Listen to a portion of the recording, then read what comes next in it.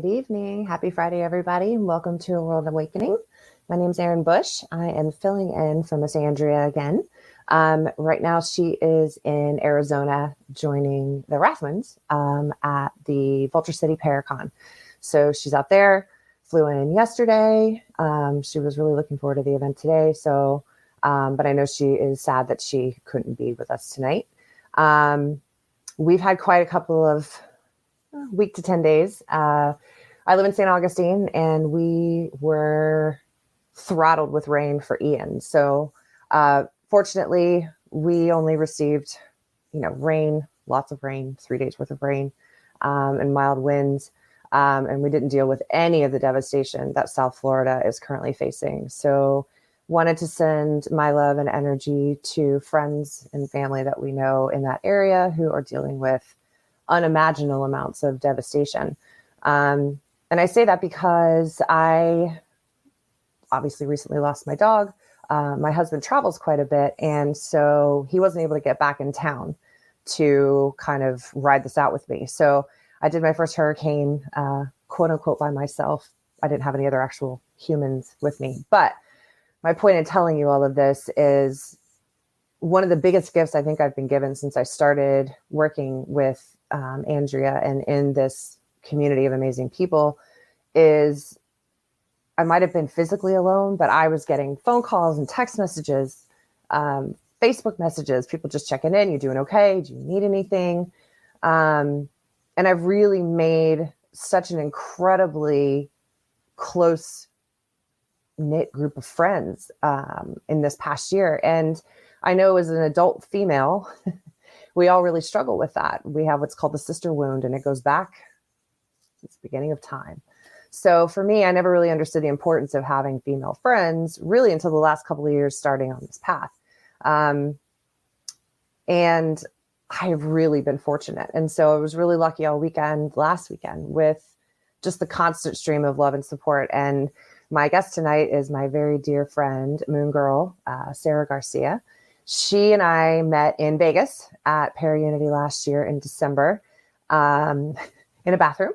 And I think I discussed this about Michelle Roos as well.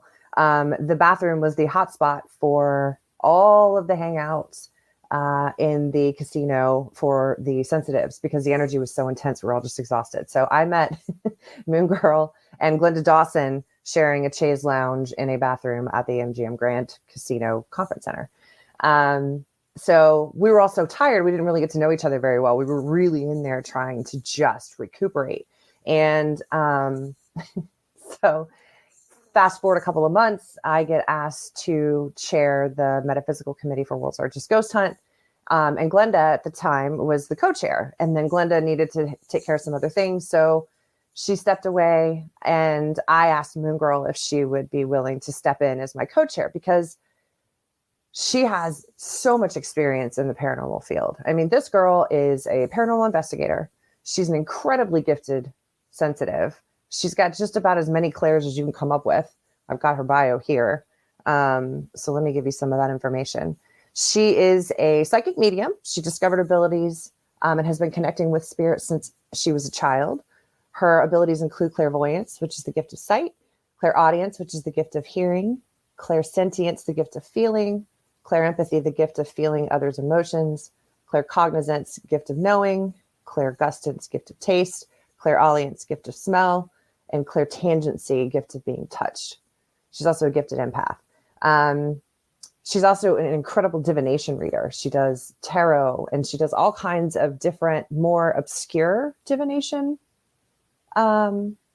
practices that I find absolutely fascinating because they're just not things that you see all of the time. So it really brings a different spin to how sensitives get their information, how they're interpreting that information, what tools they rely on to interpret that information. And she uses things like bone, shells, tea leaves, runes, toothpicks, crystals.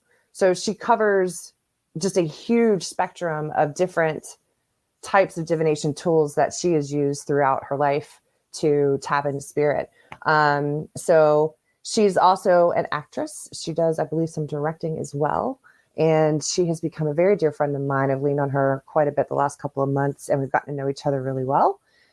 So without any more word rambling from me, my friend Moon Girl. Hello, Sun. Hey, I love Erin, first of all. She's amazing and she's super talented. I'm just so happy that we became friends, Me too. really good friends. And thank you so much for having me. I appreciate you. Oh, I'm so glad to have you on. That's what I love about being able to do this is, we get to bring all these fabulous people that we know on to talk about whatever the hell we want to, which is great. Yeah, And we're all into the same stuff. We're all in the same like merry band of weirdos. And so we are I the just, weirdos, sure. we are, and I love it. In the South, they say we don't hide our weird. We just put it on the porch and give it a sweet tea. Yeah. I don't know about Texas. Texas is probably similar because you're still in the South. South But, Texas. South Howdy. Texas. Our girl is in Texas. So welcome. Thank you. It's nice to have you here. So yeah, thank you so much for having me. of course, first things first, let's get into the same question everybody asks. I think is so important because, all of us not all of us were born into our abilities or knowing them at an early age. And so for somebody like me who started really late, it's always fascinating to talk to somebody who has always had these abilities, because these are just things that a lot of us as adults are learning, where these are things that are just innate to you. They're second nature to you. And so if you want to give us as much of your kind of how you figured this stuff out, when you started dealing with this kind of stuff and how it kind of pushed you into doing all the amazing magical things you do now. Well, I always struggled being a child because I would have a lot of sleep paralysis and astral projection.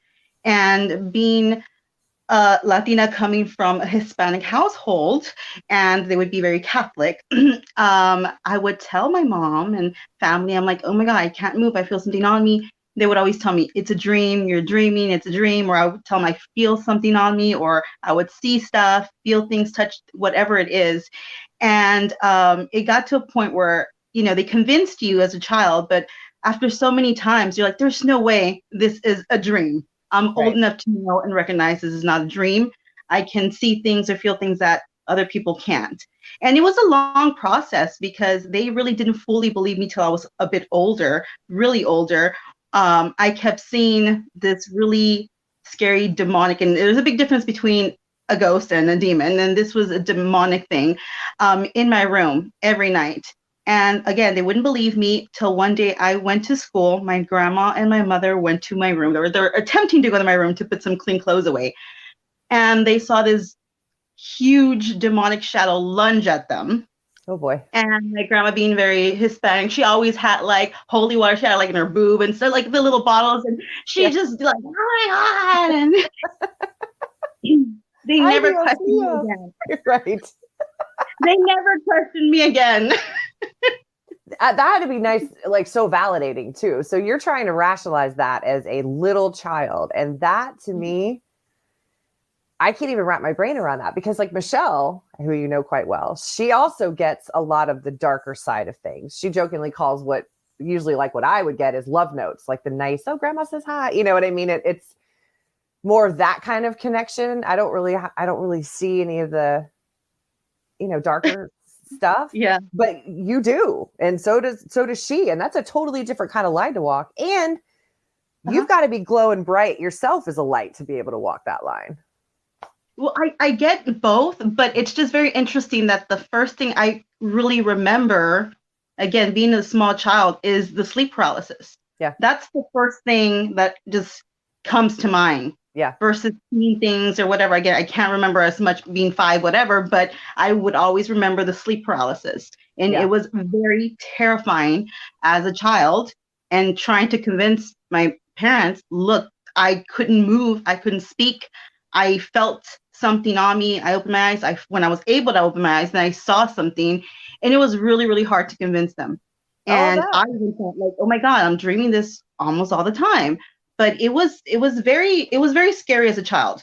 Sure. Not having anybody to confide in, who took me seriously. So that's why it's really important for me to be like a beacon to anyone who's new to spirituality, especially the younger generation, because I know how it feels not to have the support, because I have to do all this for myself. Yeah. All these years. And it was intense. And I'm glad that I'm have thick skin. because this was kind of crazy. It was Yeah. definitely kind of, yeah. But that's the thing. I mean, you've always been, when we were doing the committee stuff, I mean, you were always the first one to jump in and offer help and advice. And I think that's so important because especially with our group that we had, there was a good mix. You had, several sensitives like you that have been sensitives their whole lives. And then there were several of us that were much, much newer. So I know I always felt better having somebody like you with that much more experience and knowledge. And especially as an investigator, I mean, you've done so many different ends of the spectrum.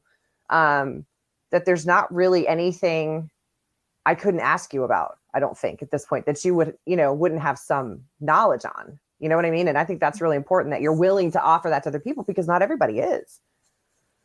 Um, when I jumped into this, it just kind of like snowballed into something much, much bigger. Yeah. So what really started from that was, of course, seeing things, feeling things as a child. But I always tell people turning 12 was the turning point, no pun intended. Of course, you're a child when you're 12, but it was really like night and day. I was 11 playing with toys. As soon as I turned 12, this is why I totally believe in reincarnation. I was hit with all these memories and I did not feel like a child anymore. Yeah. I really didn't. Yeah. So it was really easy to fall into divination work. And back in the day, because I'm 37, so the internet and stuff, was kind of, that wasn't part of our childhood so much. I'm 43, so yeah, I remember those days. You know exactly what I'm talking about. Yeah. And also being a kid, you couldn't really get your tarot cards and stuff. So me and my best friend at the time, Michelle, and I'm still very good. Oh, I think she froze. Let's see if she hops back on. Let's give her just a second. Moon Girl, if you're able to see me, you may want to try and go out and then see if she can come back in. And what we'll do is once we get her squared back away, we will do some evidence. So she does a lot of her evidence posting and a lot of her social media on TikTok, which I am not a TikToker. So she has a lot of her evidence that she posts on her different ghost hunts and investigation and events that she's invited to straight to TikTok. So she did give us several videos to show, and we'll be able to do that hopefully when she hops back on here in just a minute. She has some internet issues sometimes. But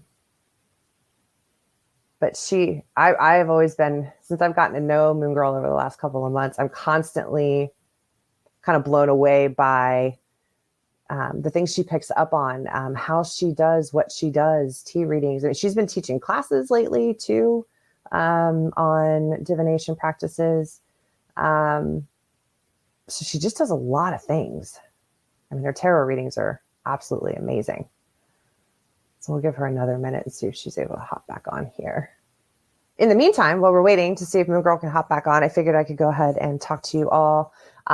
Most people who are following Andrea or the Conjuring House know that there is a Halloween event at the farm. And it's going to be, I believe, the 28th through the 31st. There's going to be several different options. There are investigations. There are daytime tours of the house.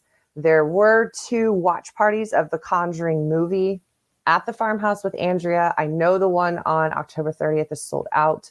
I do believe that Jacqueline Nunez, who's the owner of the farm, released a second date for, I think, Halloween night. So last I checked this afternoon, there were still spaces open for that event, as well as for several of the tours and the investigations. But it will sell out quickly. So that is going to be Halloween weekend. I'm going to be going up there with her just to kind of be her Girl Friday. And she's also got some filming that's happening the day after Halloween. So we'll be staying up an extra day before we fly back on November the 2nd. So I'm really excited. I have had a bucket list item since I was a kid. I grew up in the South. So I've always wanted to spend a fall weekend in New England. So this ticks several boxes for me between, a childhood bucket list and then obviously as a part of the paranormal community list. I'm just really excited to be able to get to do that with her. So you can get all that information on the website, which is www.theconjuringhouse.com. They're also updating the Facebook page pretty regularly with that information, how ticket sales are going, things like that. So if you're interested, you're in the area, you're planning on being in the area, and you're looking into that, I would check that out sooner rather than later, just in case, because those tickets are going fast. And she'll be there for the weekend. So it's a really neat opportunity, and I'm super excited. I'm having to find warm clothes because living on the beach, I don't wear shoes much. And I think she must be having some serious issues. I'm going to try and message Bill. She is having serious issues. Is she? She's still not back, but I'm looking forward to meeting you on the 30th. Oh, the hot mess that is Aaron Bush. Well, I think we're going to have a lot of fun at the farmhouse. I do too. I'm super excited. I mean, when we were there, you've been before, right? Or is this your first trip? I've never been there, and I've never met Annie yet. Oh, you haven't met Andrew in person yet either. I'm really looking forward to this. But it's going to be a crazy weekend because I know you're going there. What day did you say you're going to go in? The 29th? We're flying in the 29th. Yeah. On the 28th, Scott Allen, host of the Paranormal Project. Mm-hmm. Love Scott. A friend of mine, Al Santoriga, myself and someone else are going on a paranormal investigation to a house that's nearby, and it's been featured on Ghost Adventures. And so I'm doing a 5-hour investigation. So you probably can't tell us where that is yet until it's done. Not until Scott gives me permission to put it out there. No. Smart man. I understand that completely. And I love Scott. Scott's great. And it's going to be featured on one of his future shows. So we're going to do a lot of filming and recording and getting all that. And then on Saturday, we may do something again local.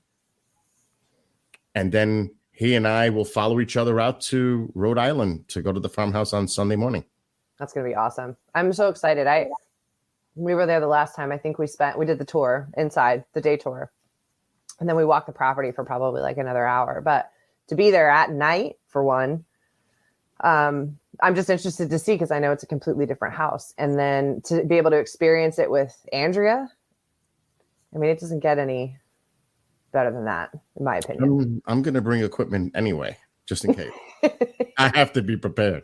I'll tell you what, I really would love to get a chance to do Estes method. I've never, ever been able to do that. But do you know exactly because you just mentioned that they're going to show the movie. Is that also on Sunday night, the 30th? They originally were just doing it on the 30th, and then that sold out. So I think they're doing a second night on Halloween night showing of the movie with Andrea there. So we'll basically be there the whole weekend. Well, I think I'm going to pull Cody, and I don't know if Satori wants to take a venture out there either, but I want to go into the woods. I want to go out at night into the woods with my camera that can pick up the low light resolution with it. And I just want to go out in that darkness into those woods and just see what's out there. I'll tell you what, I had an interesting, and I'll send you the video. I took video of the woods because Julie Griffin took us back. Happy birthday to Julie Griffin, by the way. It's her birthday. Happy birthday, Julie. But she walked us back into the woods as far back as we could go before you really needed like a machete to get through the trees, all that. And so, walked over the bridge, took some pictures, whatever. This is probably Sarah messaging me. Oh, maybe not. So we were walking back, and I'm like, I'm going to film it because it's just so pretty back there, all the ferns and the trees and everything. I went back and watched it when I got back. There's like no sound. There's no bugs. There's no birds.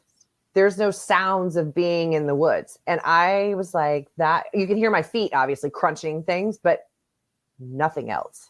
I've had that experience in Dutchess County nearby at a place called Nuclear Lake. And really? I am not kidding. What I said, I kept saying it, was it's devoid of life. There was nothing. It's weird, right? But I may, because where I was at, there was a nuclear accident like in the 70s. So I'm thinking maybe the animals still detect some kind of radiation in the area, even though they claim they cleaned it up and it's safe and everybody can go back because the Appalachian Trail is parallel to the lake. Right. But it's true. They can sense things. Oh, sure. And if you had that vibe going on there, there's kind of a connection because this place is known for activity. Yeah. So I'm really curious because the night that they did, it was dead air. It was Ken and George show. Yep. And they had the live feed going on from the house.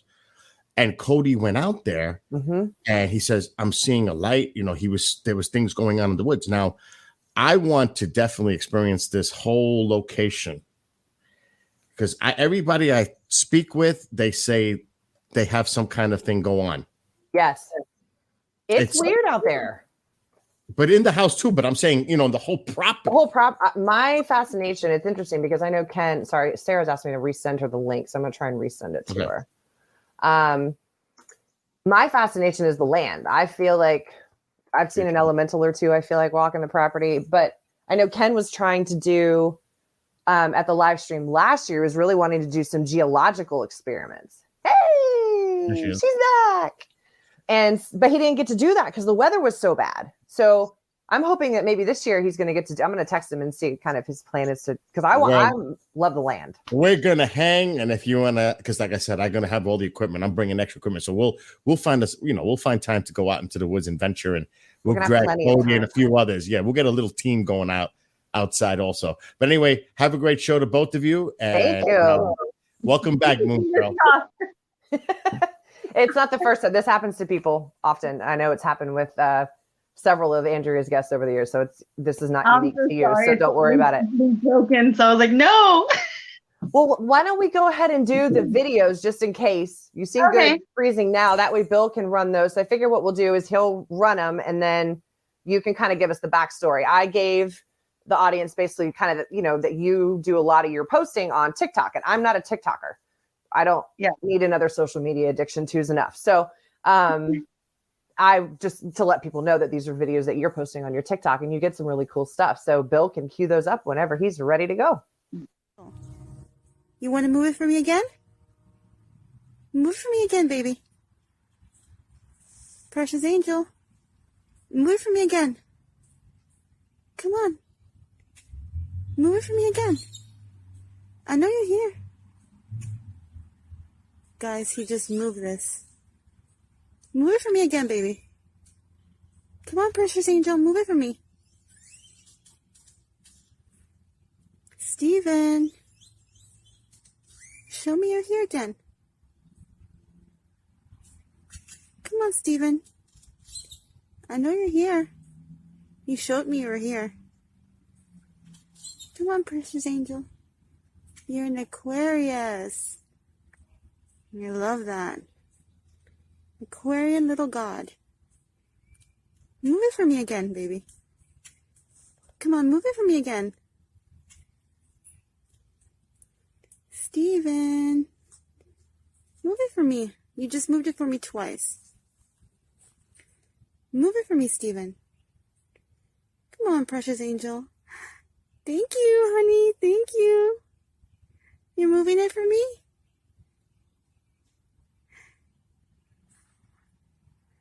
I'm about to leave, so move it. Move it. Good boy. Good boy. Thank you, Steven.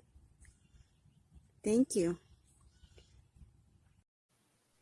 So the backstory on that one, I love going to cemeteries, but I don't necessarily go do investigations in cemeteries because, full disclosure, there's nothing there. Once in a while, you'll find something.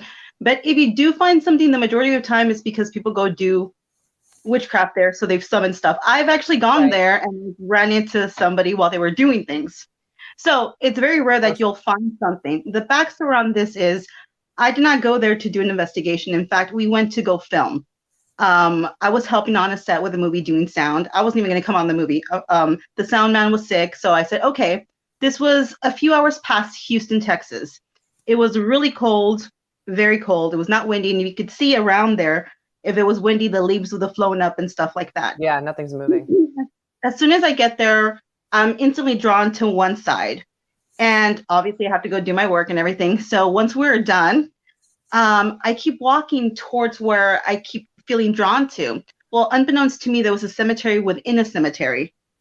and that's where the babies were. So there was so many like babies and all these, there's toys and stuff, and it's really sad. But I felt really drawn to that one in particular.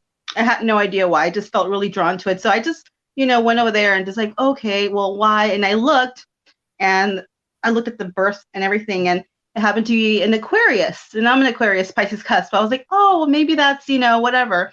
And as I was like talking to him and stuff, I asked him to move the windmill, and he moved it for me twice. And I was like, oh my gosh, he moved it. So like, I'm just get my phone out. Again, I'm by myself. Everyone's, having lunch, eating Taco Bell at the cemetery, okay? While they're done filming, yes. So I pull out my phone and I ask if he can move it, and he moved it for me twice. And I thought that was just so sweet. Yeah. And I did not want to leave. I felt so bad leaving, but that was something that was like on the fly. I was not going with the intentions of investigating. I was going there to basically be sound person for a movie we were filming. And it was in the middle of the day. It was in the middle of the day, yeah. People assume that ghosts only come out at night. No, that's not just kidding. Freaks come out. No, but anytime. And that was a very special, I don't know, I got really like emotional, I guess, because I'm a mother, and I felt some type of way about it. But well, you can hear it how you're. I felt guilty leaving, but it was very. He felt very sweet to me, and I was very surprised because again, you will hardly ever find any spirits roaming around. Once in a while you will, but you hardly will. Yeah. So yeah, that was the story on that. Love that one. All right, what do we got for the next one there?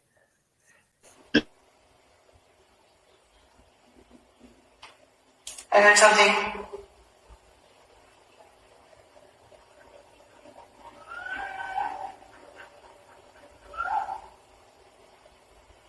I heard noises of a woman in a town. Jim, was that you?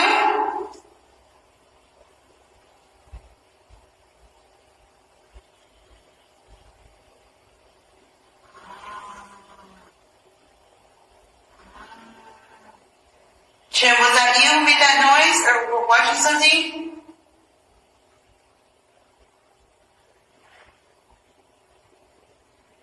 Did you hear it? It sounded like a woman, a scream, and like a noise.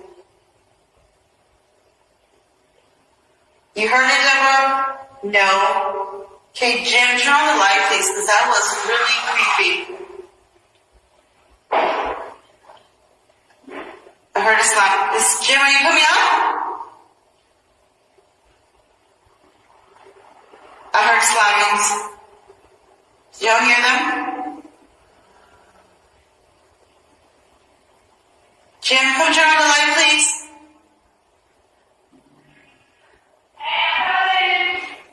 Thank you. I got you. I just want the light on. Thank you. I got you. I got it. I heard a woman. There's so much screaming in that. We do a thing where does Moon grow sleep? Not with who, where. No, I'm just kidding. And we go see. Not that kind of show. That's the later night crowd. So we go stay. I like to go stay in haunted locations alone. So we were in a jail. Shout out to Lavaca County Jail. Deb and Lisa, I love them. They were awesome host. And again, this is about like the second largest jail in Texas. Again, like 3 hours past Houston. And we went there, and very proud. I was the very first woman to ever spend a night there by myself. Besides the other inmates. So we went in there, and that's just a little bit of it. We got so much stuff there that night, a lot. I bet, so, based off what that clip is. The caregivers were staying in a little bungalow next to the jail. And then the cameraman was like way downstairs in like an actual room, and now he slept upstairs. And I heard so many things. And it was a co-ed jail. Okay, so there was, this hence the woman. Right. And prior to that, I had heard, in another video, happy moans, whatever. Right. Whatever. Again, co-ed jail. Right. Yeah. So that part in particular, like we basically put a blow up bed and I was up there and they just put the camera up for me. They left and I was just like, okay, cool. And I had done like a reading prior to that. So I'm on a live kind of giving people readings and, again, doing divination, whatever. And then we're like, okay, well, we're going to turn everything off and I'm just going to chill and see if we find anything here. So I heard the woman yell, and that was not a happy yell. It was not the happy moan. But yeah. And if you pay close attention, because I actually just noticed this not too long ago, you also hear other yells. And that's the only one I had ever really heard. And I heard tappings and slammings and stuff throughout that night. And one thing that really scared me was because when you go, and I don't get really scared easily, but as you're going upstairs to the jail, you're going up these stairs. And then I was right in the middle, right? Several times I heard footsteps, but it wasn't just like going up and down. Like a few times it was up and down. Other times it sounded like they were running, like they were about to lunge at me. Like, so in another video, you hear me saying, stop it now. Like, because it actually did feel like a group of men were going to just lunge at me. Like running and at you. That kind of just like, I needed to put the brakes on that one. I was like, oh, okay, no, just stop it now. And in another video, you would see that some things were opening and closing throughout the night. A vent was closing and opening and closing all night long. And I felt a lot of activity in my head. It really felt like a tornado was going in my head. You will even hear in the video, like my head hurts. Yeah. Because I felt constant. I felt like somebody was just or spirits just going over and over on my head the whole night. And that was definitely an exciting night, to say the least. I would say. Well, I mean, I could hear even just probably 5 or 6 screams that I could account for. And slammings. And mind you, those doors are very heavy. Right. They're immensely heavy. So not just anyone can just, they're immensely heavy. So we heard the slammings too. It was a pretty wicked night. You're braver than we've talked about this. I have almost zero, basically, let's call it zero investigative experience. I've done like one private investigation. Everything else has been events. I'll be honest. I don't know that I'm cut out to be an investigator. The ones you've done have been amazing, and you've done it with really good company. Okay, that's true. But the lights were on. She's amazing, guys. Oh, thank you. All right, I think we have 2 more clips he's going to show us. So we'll see what he pulls up next. One might be Creepy ghost watches me sleep. The spirit that watches me at night. Was that you last night? Flicker the light. Oh my God. I knew it. I knew it. I knew it. Guys, I can't sleep at night because I literally wake up feeling somebody watching me. And this is just telling me, and by the way, it's not raining or anything outside, so there's nothing going on. But I know there's something that watches me, and I just caught it right now. No one's here turning on the light or anything like that. See, no one's here, just me and my baby bat, Sebastian. Say hi, Sebastian. Bye. Okay. So that's at home? Yeah, the backstory on that is, well, first off, let me start off with saying this. All my life, I thought, like, oh my God, what a coincidence. Everywhere I move, it's haunted. Like, Maybe it's the person, not the place, right? Yes. So, and then I realized as I got older, no, you dumb bitch, it's you. Because I talk to myself because I'm crazy. I do too. We call it's a staff meeting. It's a staff, exactly. VIP. So, I always, no matter where I live, I end up picking something up or there's some sort of activity. So the backstory on that is I was about to move, but my apartment wasn't ready yet. So my dad had this little cottage behind his house. So he was going to let me, stay there for like a month or 2 until the apartment was ready. Mm-hmm. As soon as I moved in there and got in that place, I instantly felt like really like heebie-jeebies. I felt something. I didn't know what it was. I really didn't. And as we stayed there was still boxes and stuff everywhere. I was really scared of the back door. And there was a kitchen in the back door. I woke up a few times because it sounded like somebody broke into the house and was going through the boxes.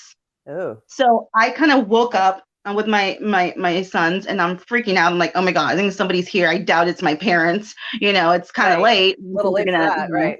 Yeah. So I got up. I had like a little weapon. Don't judge me. I had like a little knife, like a kitchen axe handle by the door, girl. You get no judgment from me. So I was like scared. I was like, I wasn't even thinking spirits, ghosts, demon. No, I was like thinking it was like a legit attacker person who broke into the house. I didn't see anything. And then there was, in the kitchen, there was 2 windows, and they both had blinders. One blinder, mind you, there was nothing on. Like the fan was not nothing, but only one of the blinders, and remember, they're both like this, was going back and forth, back and forth, back and forth. And I was like, what the hell? And I saw the doorknob, right. And I was like, well, I really thought it was somebody, even though it was a little fence so anyone could jump over it, you know. But still, I was like, oh my gosh. And I looked, and there was nothing there. Nobody was in there. So this happened a few nights. But then there was different events. Then the door started opening by itself and closing by itself. Lights would turn on and off by themselves. But what really scared me was when I'd be laying in bed, I would feel the presence of a man. Mm-hmm. Everyone, you know, it was for sure a man, and it made me feel very uncomfortable. Yeah. It didn't seem like I don't say like a rapist kind of vibe, but it felt very hostile. Creepy. Yeah. Yeah. It felt very hostile that, you know, of course, when you're sleeping, you're kind of comfortable. You're in your nightgown or whatever you sleep in, whatever. I felt so uncomfortable that I had to like kind of cover myself. I felt very violated. I felt like someone was just staring over me, where it just felt so ugly that I couldn't sleep. I really couldn't sleep. I really felt like Peeping Tom, creepy Ted Bundy vibes. Something like I felt like somebody wanted to hurt me. Yeah. So that video that we took, me and my son were there, and I was like, I just kept feeling something touch, like being on me and stuff like that, and viewing me, looking at me. So I was like, you know, turn on and off the lights if it's you. And then boom, he flickered on the lights. And it was kind of creepy. It was creepy. I was very happy to leave. I bet you were. Good God. I felt like I could not sleep. I felt like this man was just hovering over me, looking like if he wanted to hurt me. Yeah, he never hurt me, but it was. Ugh.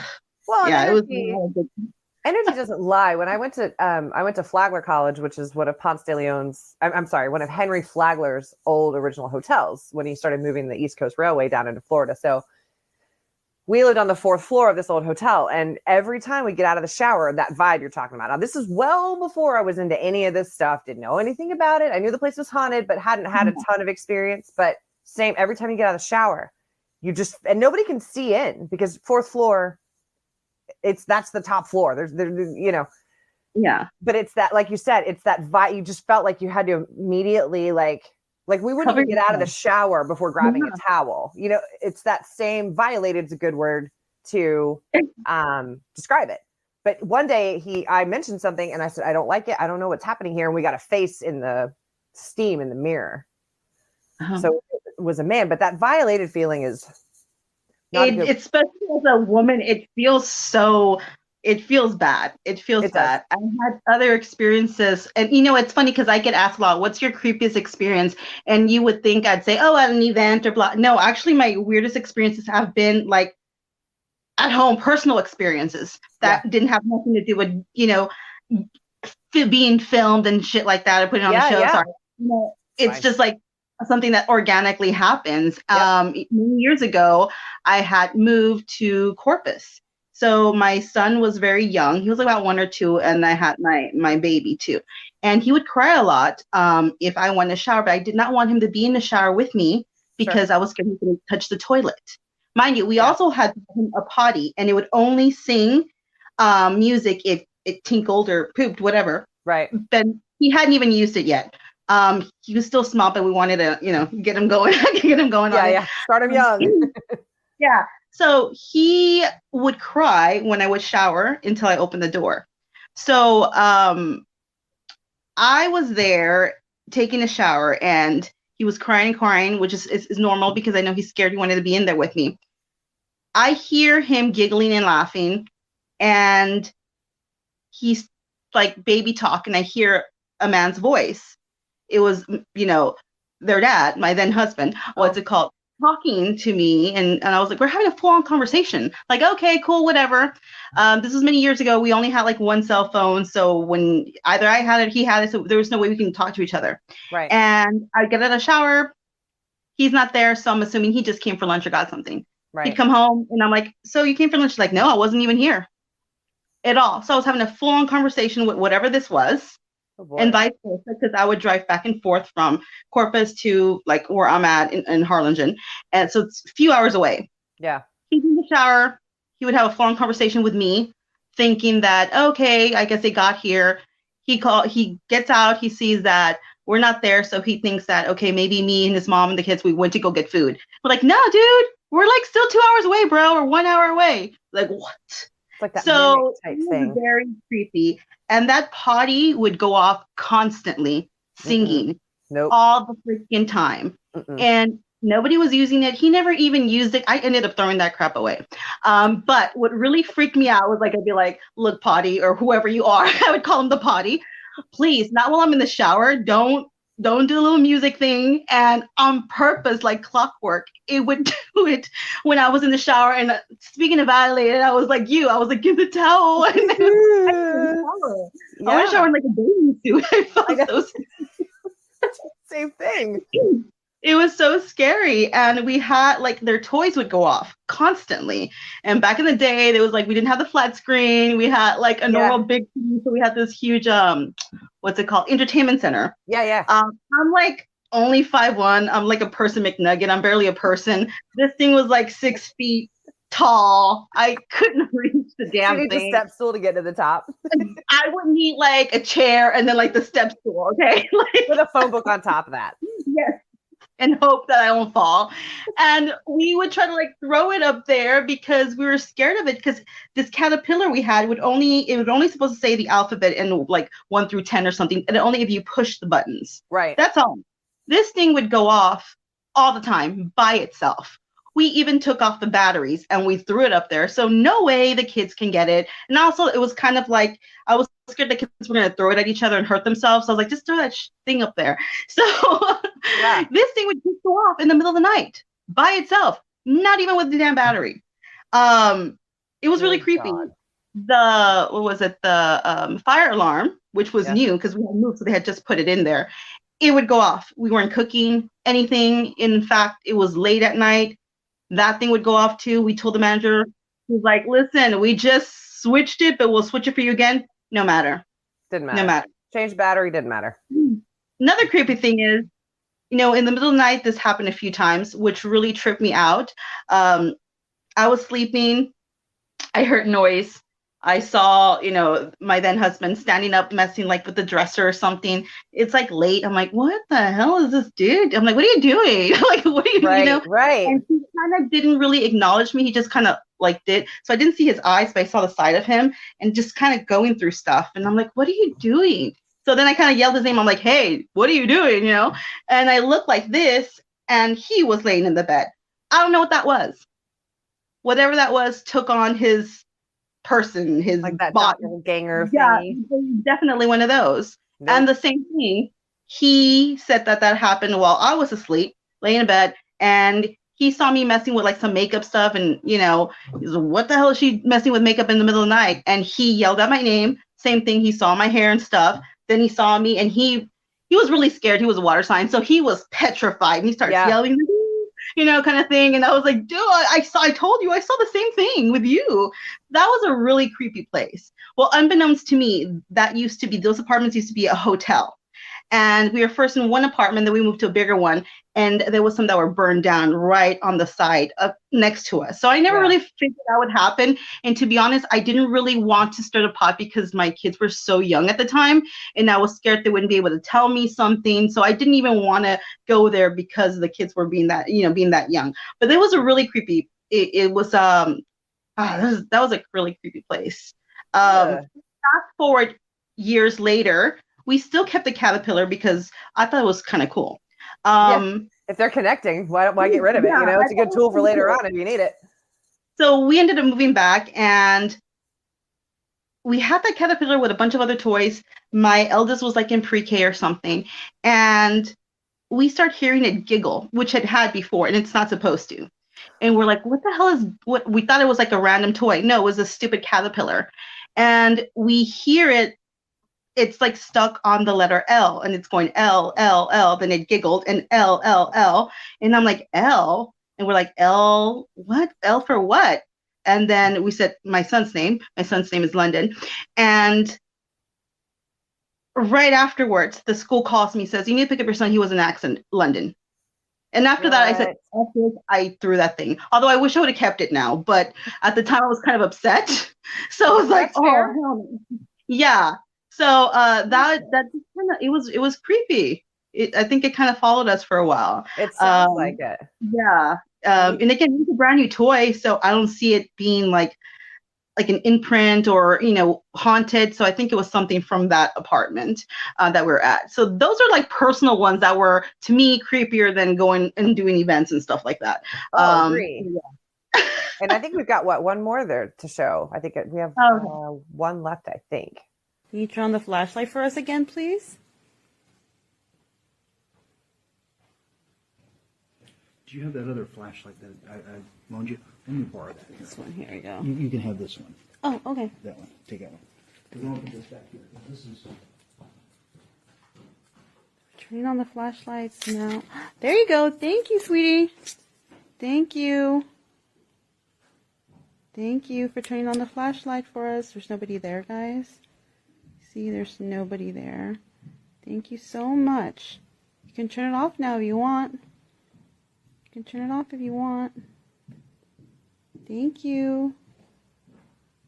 She turned it off. It's off now.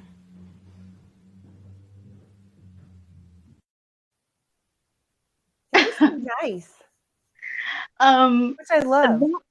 That was in Twin City Opera House. Shout out to Sam. That's the man that was with me. He was an awesome host. He's I think like a caregiver at the Twin City Opera House. Also another really talented paranormal investigator. So hi, Sam. Well, there's a lot of, he's very nice. There's a lot of like history in that. I've never been there before. And I usually get messages a day or two, or even on the day that I'm going to go investigate. Like, I don't really like knowing the history of it because I don't want it to like disturb me. I don't want to know that you heard or you think there's somebody passed there. I want to go organically. Organically, because not only that, like also the history could be wrong. Just because somebody said that happened here, it actually happened over there, which has happened before, you know? So, I kept hearing the name like Edwin or Edwin, I think it was like a syllable off in another female's name. And it kept getting burning and burning. So some things that I told them about this when we went to the sub, because there was a basement in the sub basement. I kept hearing those names. I told him, these are the names. And he goes, you want to try again with the Edwin or Edwin or something like that? I can't even pronounce it. It was another name I've never really I think it was off by one syllable. And that was the name of somebody who was a known ghost there. And I had no idea that opera house had burned, and they even showed me like the burning part, which I have pictures. We had a lot of crazy stuff there. As soon as I got there, I ran to the back of my phone doing little lives and stuff. And there's these big curtains, and they're very heavy. And I felt a really creepy feeling. I felt somebody there watching me, and those curtains are heavy. It started moving and swaying by itself, just where I felt it. It was really creepy. But that part there that you saw, we went to the basement and the sub-basement, and we kept asking the little girl who was there if she could turn on and off the lights for us, the flashlights. And she did several times, and it felt really sweet. Yeah. It felt really sweet. Although I did see something there behind another investigator when we had, there was a part there that it felt like a portal. I felt like things kept coming in randomly. And I saw something that looked like a humanoid to me on its hind legs running behind one of these ladies, not right directly behind her, boy. but that was the part that was kind of, there was some good things there. I feel like there was a woman there, and then I saw that, and that kind of freaked me out a little bit. I was like, whoa, yeah. I think that when we went into the sub basement and there was another room, I think we heard the ghost call. I think he said a bad word. I think like slut or bitch or something. And I thought it was kind of funny because I'm like, I've been called worse. Thank you. But it was something I haven't heard already in the last week or whatever. Well, unbeknownst to me, there was a woman there who had a child out of wedlock. So back then it would have been frowned upon. Or he could have just been calling me that, which is fine. You never know, right? I guess. Both of us killing two birds with one stone. But yeah, it was but it felt kind of sweet when the light was, with the flashlight. I got good vibes from that at least. But yeah, that's one of the things there. That's the story with that. The fact that you're willing to go and sleep in these places by yourself, for one, is just astounding to me. So kudos. Oh, man, I would love to. I also slept in a catacomb. That was fun. Oh, God. So okay, then I'm going to ask the typical cliche question. Favorite place to go? Not necessarily because it's scary, but like, what's your like a place that you love going because the vibe's good or the spirits or whatever? Like, do you have a favorite? Place I would love to go. A place I haven't gone, but I would really love to go would be Penhurst. Oh, yeah. But I know how I am. I'm such a crybaby, and I've always had like a special spot in my heart for, the mentally impaired and stuff like that. And so I know when I go, I'm just gonna probably not even have makeup on because there's gonna be no point. I'm gonna look like, just gonna tear off. Yeah. So I feel that way too. I'm gonna cry a lot being there, but I would really love to spend a night there by myself, at least in one of the buildings. Maybe someone could be over there or someone can film. I don't care. But that's a place where I would really like to go. But I know emotionally it's gonna like really mess with me. But I'm definitely willing to go. It's something I've always wanted to do. I got this really cool. I was interviewing some people one time, and I interviewed Susan Slaughter, another amazing paranormal investigator. And I didn't even think of this. I asked her, where would you like to, like, if you can investigate anywhere? And she told me the pyramids. And I was like, holy crap, yes. I mean, not just like spirit-wise, but like connecting with like ETs or anything else like that. I was like, that is amazing. And I'm stealing her idea. Sorry, Susan. But that was an amazing, like, answer. And I would totally be down to do that. Yeah. I love all things Egypt, but I'm like you. I was supposed to go to Tala back in earlier this year, and we were ready to go. I paid for it, and I was going to make the drive. It was like a 16 hour drive to Tala from where I'm at. And I got to thinking, and I'm like, I think as a newer sensitive, that would have been my first official investigation. I'm like, that's the dumbest thing I could do. One, because I also have a soft spot for, anyone who's in prison, mentally ill. Like, take your pick. Anybody marginalized, disadvantaged, especially back then. I mean, Jesus, you could get thrown in one of those places for having your period, for God's sake. So that to me would have been overwhelm anyway, I think, like you said, because the amount of, that's like the St. Augustine old jail. I can't go within 50 feet of it. It's so oppressively sad and depressing. It's just one of those places. But Tala, I got to thinking about it because it was going to be an overnight. And then we had to leave like the next day to drive back. And I'm like, I know what an energy suck a normal haunted small place is, like just a normal house with a couple of friendly ghosts that, because that still could suck you dry energetically. But a place like that, that's a whole different level of chaos that somebody like me would not have been prepared for. Like, I think I made the smart call to not go. Somebody like you who's been doing this forever is great. But that's, I think, the thing for people is, especially as a sensitive, if you don't know what you're doing, which you do, you have to be really careful in places like that. Absolutely. And again, if you're like, biased and you have a soft spot for certain things, no matter how good of a medium, psychic, sensitive, whatever the hell you are operating by heart.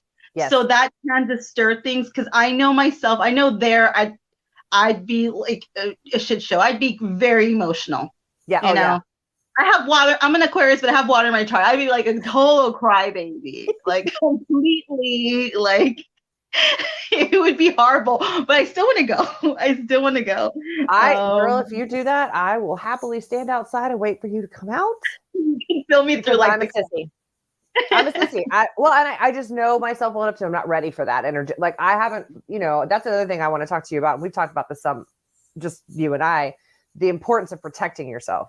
And I'm not saying from evil. I'm just saying from other energies that aren't living that because they need a power source. And those of us who are walking in that world more than others, it's like we glow different, so they're looking for a source of energy. Not that that's bad, but it's just, they'll have to peel you off the floor if you're not watching yourself, grounding, protecting, and that kind of thing. And I know that's something, especially with your divination, that you do a lot of work with. And that I find that fascinating. People do so many different things to protect and ground themselves. And somebody like you who does so many different things, you've got to have lots of different techniques or preferences of things that you do before and after investigations. I don't like to do any protection spells or anything like that prior to the investigation, because that's going to kind of like defeat the purpose. The point of going on the investigation is to get activity or connect. Sure. So I don't want to do that at all. And afterwards, if I feel very drained, or if I feel like I might have a hitchhiker or something like that, one thing I really love doing so much, even when I'm not doing investigations, if I had a horrible day, had a bad day, or you just run into people or the energy's off, whatever, I love, firm believer in spiritual cleansing baths. I feel so much better afterwards. Yeah. I really do. I love my spiritual cleansing baths. That's probably my favorite thing. So what does that look like for people who aren't familiar with those? Because again, that's another thing that is different from person to person too. So what would you recommend people do when they're trying that for, maybe their first time, just as a starter? Well, again, it can vary from a person, how personal you want it, personalize it. But to me, basically what I put in there is the Epsom salt, sea salt, bay leaves to overcome obstacles. I put palo azul, not palo santo, although I have put palo santo too, even though you're supposed to burn palo santo, you can still chip things. Palo azul is basically like a tea, and you boil it to drink it to absorb, to like detox. But I still like to put it in there because a piece of ginger, you could even put like your favorite crystals in there. You want to put like smoky quartz, even clear crystals, because remember, you're the crystal girl. But if there's any crystals that you need and you don't have, you can always substitute it with like the clear quartz. Yep. Put some sage in there too. You could put Florida water, which we talked about. There's all these other waters and spiritual oils that you can do. I make a bunch of my own oils as well, so I will throw the spiritual oils in there. And I kind of do like a little meditation in my tub, and I kind of just ground myself. And yes, ladies, you're going to have to get your hair wet. Okay. All of it. You're going to really have to get Talk about it, baby. Yeah. It's not going to work. It's not going to work. Right. And I'll light again, a black candle. This is also for protection, even though, yes, people do like to use it for dark work. And yeah, you totally can. Absolutely. But you can also use it for a protection. Sure. So I will light one, a black one, and I will put some crystals in my tub, and I will soak in there for a hot minute. And I really genuinely feel a whole lot better. Yeah. And if you want to be fancy, get like a wine glass, no judgment here, whoever drinks. A charcuterie board if you want one, just like whatever it is. Completely pamper yourself, Absolutely. Why not? So let's talk and that really helped me, at least. That's a good one too, because you make a really good point, because when you're going in to investigate, you don't want to close off any energy that's not at all coming in, right? So that's a really good thing for people to think about as well. Although they've never, I ask, because everybody's different, and I love learning that kind of stuff. They've never really gotten violent per se with me, spirits, either in personal, maybe once or twice, and I'll get into that. But like on investigations, like one of the places we went to, again, I never even heard of a bunch of these places. I didn't even hear, because I want to go blindly. Yeah. So we kind of road trip to this one jail, By the way, ladies, if you ever go on like investigations, don't wear your fishnet stockings because the ghost men there haven't seen a woman in a hot minute and they will pull your pantyhose down. Trust me. I have it on video. I had have a couple of issues with pantyhose, if I remember right, on that trip. Did you not? Because of the fishnets with the ghosts? Yeah. Yes, because, you know, they're very curious. So they haven't seen a woman. Whatever. Go at it as long as you're hurt. But there was one place we went to, and again, we got there kind of late. So we only had about 5 minutes to kind of do a little walkthrough. Yeah. All I knew about this place is that it had like a padded room. So I was like, I want to go to the padded room in the jail and like pick something, you know. So again, unbeknownst to me, I go there. We only have like 5 minutes. I'm kind of filming myself. I go to the first room. I'm like, I didn't feel anything here. But in the second room here, I felt instant like hands grabbing me, like shaking me, but not like in a hurting me way. Like, oh my God, like, you know, like acknowledge attention, like hello. Yeah. And I was like, okay, well, whatever. And I have it on film saying, I feel something here. Next day, when we're actually getting ready for the event, I'm taking a shower and I see these big man fingerprints on my arm. And I'm like, what the hell happened to me? Who's been manhandling me? Like, I didn't drink last night. I know. I was like, I felt so, what? I'm single. There was nobody touching me. I was like, what the hell is this? And I remember, you know, it like light bulb moment. I'm like, oh yeah. Well, I remember being touched there. Well, guess what? When I arrived there, unbeknownst to me, that room was the padded room, but there was no padding. It was just metal walls. Oh, I was like, ooh. So that's what it was. So yeah. And again, I had no idea. I was really literally looking for padded walls. Like I really was. And that was the one time. But again, I don't think they were trying to hurt me. They just wanted my attention. Yeah. Now in personal life, one, which it's funny because I shared this happened last year. And we were having a meeting with the co-chairs of the world's largest ghosts and stuff like that. We had a meeting. I kind of brought this up because I hadn't felt this. I had been having a hard time sleeping. I would wake up feeling like I was being choked. Yeah. And I would even wake up kind of like, oh my God, out of breath, coughing. And I just felt like, okay, maybe it's a dream. So it had been happening for a few nights. And then one day I'm going to like put my makeup on and stuff like that. And it literally looks, and I have pictures, like somebody was choking me. You could see a thumb here and the rest of the fingers were right here.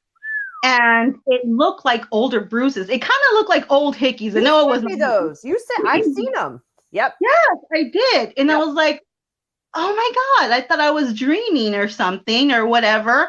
But yeah, something had been trying to, you know, choke me. And I did a little cleaning ritual and then it didn't happen again. But yeah, those are the only really I guess I would say where I got kind of hurt. Other ones, they've been mischievous. Like I have a thing where I do like to sleep with when I was younger, I really loved sleeping with my covers on. I was scared that something would touch my legs or whatever. And I remember being like 14, like, get over this, Sarah. Like, no one's going to touch you. You're like, you're an adult. You know, I'm 14, right? Whatever. Like, you're an adult. 14 going on 28, right? Yeah. And I uncovered my legs and I'm like, okay, cool. And then I kid you not, something pulled my big toe and I yelled and I was like, oh, F this. Like, I was like, I'm covering my feet. So it was kind of mischievous. It wasn't like trying to hurt me, but I thought it was kind of funny. I think about it, like, damn. Like, yeah, so those are kind of my touchy experiences, I guess. And that's what's interesting too. I mean, you have, and I think this is probably common for a lot of sensitives, is with the clairs, most of us have more than one. Some of us have more than 5 or 6. Some of us have a little bit of all of them. Definitely. And I mean, it's just a fancy word to say that you feel shit in different ways. Yep. Fact. Just a fancy way to say it. Yep. You know what I mean? So a lot of people can feel things, either your clairaudience, you hear things or whatever. You can taste things, you can smell things. Sometimes you will see a full-on apparition. Other times you will see them, which freaks me out when you see them solid, because I have been confused when I've seen them solid before. That kind of threw me off. I really thought it was a real person. Other times, you know, you can tell they're like a spirit or whatever. Or you will get touched somehow, or you just know something, you know, basically without knowing. And so it always depends on how everyone's gifted though, but how tapped you are into your gifts. Well, and I think Would you Go say ahead. spirit decides? Sorry, ragweed is like crazy, so my allergies, it hits the nose itching. I'm so sorry. No, I'm still recovering from being sick. That's why my voice is raspy. So it's like I look like I'm doing anyway. But I think the 80s anymore. I know. But we've talked about this too. Like you could be in a room with 4 or 5 other sensitives, and we may all get similar information, but we may all get it differently. Exactly. Which I find fascinating because I feel like spirit keeps us on our toes that way too, because you might get used to, your heaviest or most relied upon clair might be clairvoyance, and then all of a sudden they're like, not today, homegirl. It's just interesting that they send it to us differently. And you're right, it is basically it's almost like you're more finely tuned to start with. But I'm with you. I think everybody has abilities. We've just all been taught from a very young age that if you can't assign one of your 5 physical senses to it, then it must not be real. Yes. But what I do love, like when I meet other sensitives or mediums or psychics, whatever the hell they want to call themselves, it's kind of like, what can you do? Oh, I can do this. I can do that. Oh, cool. Like, oh, yeah. Like kind of airhead moment, like it could be kind of airhead. So like, how cool.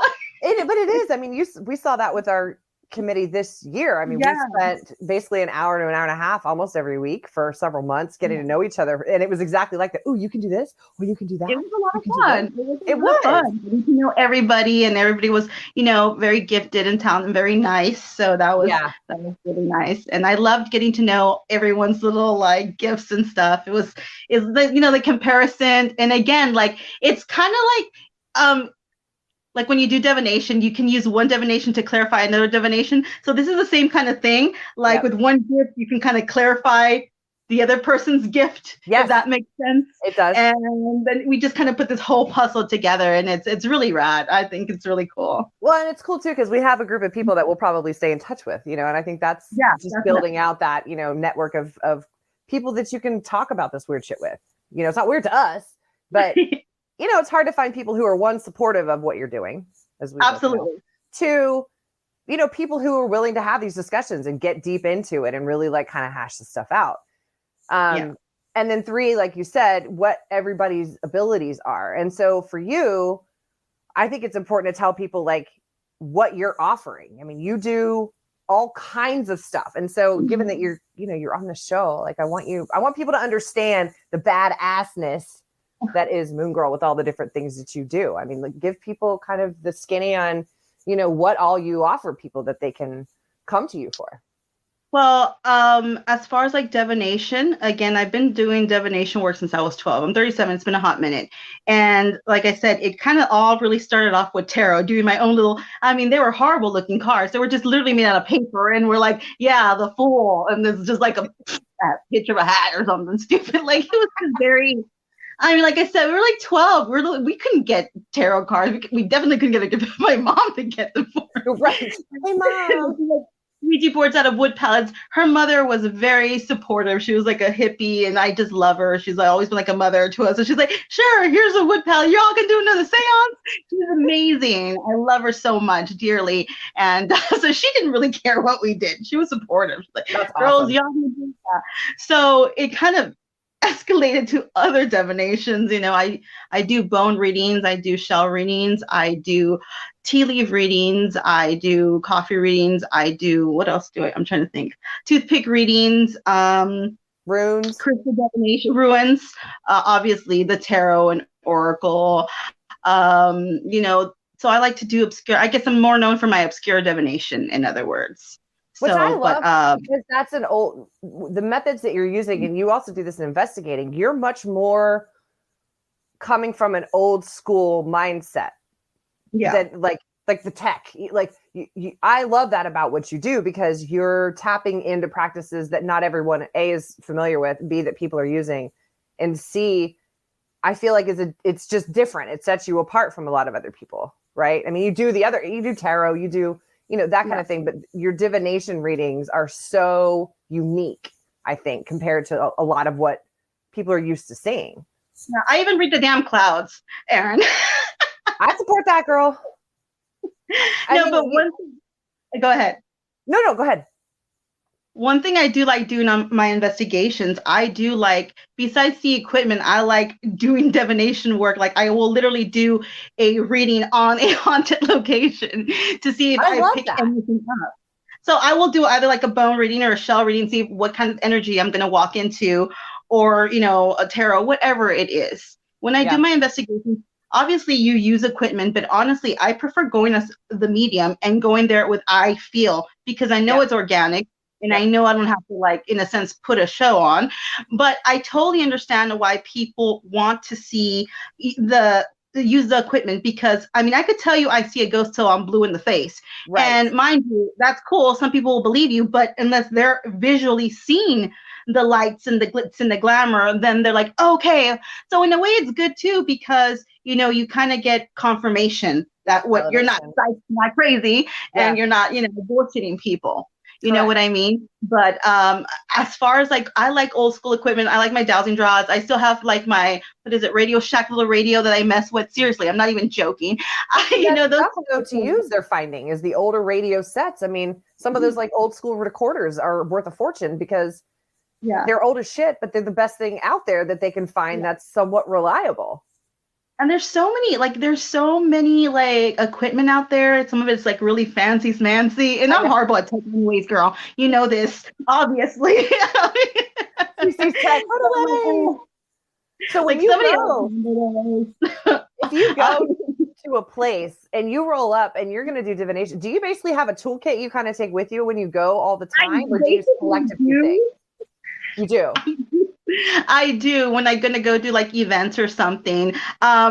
Depending on like if we have to do a flight or something like that, I won't take everything with me. Just because if I have like a mat or something, in which I've already kind of messed up with some of my mats and stuff, I kind of use for bone readings and stuff. Oh, cool. Yeah. Depending on what we're gonna do, I will take whatever I feel I'm going to use, in other words, I guess. Like if there's events, I'm going to have a table or something, I will bring all my stuff or whatever, because it's easy. But mind you, sometimes when we do travel, we're staying there for longer days, or I'm going to have to hop on another plane to go to somewhere else. And the luggage thing, it kind of trips me out. It's like too much. You know this. You travel a lot as well. So again, it depends on where we're going, and how long we're going to stay. But I kind of have like an inclination of what I'm going to use. So yeah. I think that's so neat. We have to get to a point where we can meet up somewhere and go investigate together. I just want to watch you do your thing. Like I just want to sit there and watch. You have to do it with me. I'm going to push you to do it with me. I know. It'll be a lot of fun. It would be a lot. But that's what's so neat. Like in what other world would we have happened to have been able to cross paths? You know what I mean? Just because distance alone, obviously. But then to have our paths cross again, like months later, to do this. Oh, that's so trippy. Committee Very thing. It was meant to be. It was. Well, and it's just, to learn from other people, I find is the most underrated thing in this field that I've come across so far. Because I feel like no matter who you meet, no matter what they do, no matter what their gifts are, you can always learn something from them. And I just wish people were more willing to keep learning instead of like leading with ego, for lack of a better way to say it. Absolutely. You know very well that it's a very competitive field. Yeah. And both the metaphysical and the paranormal. And I was like, what about light and love? And it turns out light and love my ass, because you really do want to rule by ego. And you would think, okay, maybe this person has more experience, or maybe this person, whatever, knows more. Instead of being like kind of hateful and jealous, learn from somebody. Be like, hey, cool. So, like, I would love to, learn from you if possible, or whatever. And, believe it or not, some people are willing to want to help you. Yeah. Who are operating by heart and who are wanting to like be a beacon. So, instead of by, ruling by ego, operating by ego, we should kind of let that down. There's always, no matter how old you are, there's always going to be lessons that you're going to learn. You're always be growing. I don't care how much of a famous medium or psychic or paranormal investigator, there's always lessons to be learned. There's always something, spiritually to learn, or whatever, or otherwise. So it's like, I really don't see why so many people want to be ruling by ego when it comes to this community. Well, and it's there's so many different rabbit holes you can dive down with this stuff. I mean, I think obviously kind of getting tossed into the paranormal field like I was last year. It was meant to be, though. It was meant to be. It was. But I've been very lucky in the fact that I've met all these amazing people, and all of them have all been really, really nice. And they, they want to help you learn. They want to help you grow. I mean, people like you as an investigator and my friend, But when you get with the right people, exactly it. That's exactly it.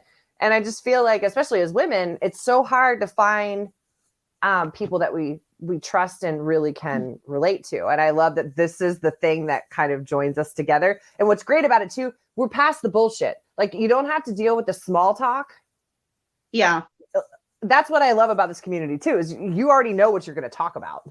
You don't have to have the normal, so what do you do? How many kids do you have? Like, you just skip all that shit and get straight into the ghosty stuff. And absolutely. It's way more fun that way. Yeah, definitely. I mean, I love doing this. I really don't. I just don't see myself doing anything else for the rest of my life. I enjoy it immensely. It's a lot of fun. It's a lot of fun getting to know new people, and doing this really beautiful friendship. You really do find your soul tribe. You really do.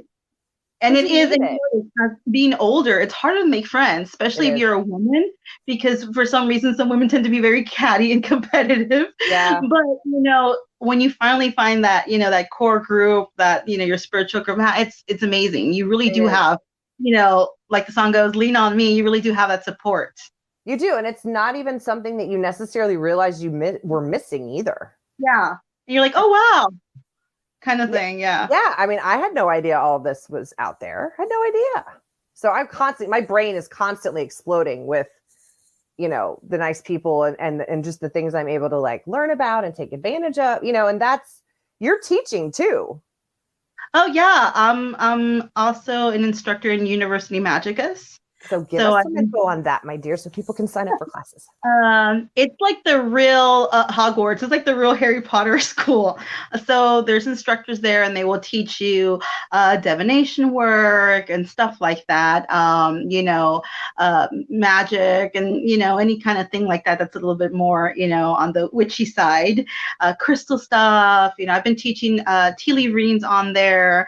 Probably I think the next one I'm going to teach is probably like a flower divination. Again, more like obscure divination. So it's been a lot of fun, and you get to teach people who are, again, new to the spiritual community. And these are people of all ages. You will see older people on there because, again, not everybody is born with this, or their gifts are awakened till much later on in life. Right. And this is where it's free of judgment. No one's going to judge you like, oh my God, you're barely doing this. Or no, we're there, you take it easy. We're all learning. And it's very like, I guess I would say very like 101 kind of class. Yeah. Start off slow for everyone. And then kind of, so that's a lot of fun. I'm enjoying that immensely. Yeah. And anyone can come into that. What we'll do too is when I'll get different links from you for the classes, and then I'll post it on in the fan page so that people can see what the class offerings are, your website, all that stuff. Because I feel like that's the other thing too. Everybody who's doing these shows and in this field most of them are making a living doing this, or, doing this and working other jobs. So I feel like it's so important to promote what people are doing. And you guys we all work so hard on this stuff, the learning, the reading, whether it's just organically learning it as you're kind of crashing your way through it, as I sort of did. It was kind of like, oh, by the way, here's all the stuff you could do. Now you get to figure it all out. Put it together. But you need a soft place to land, because especially those of us who come into this later, like you said, you don't know what the hell's going on.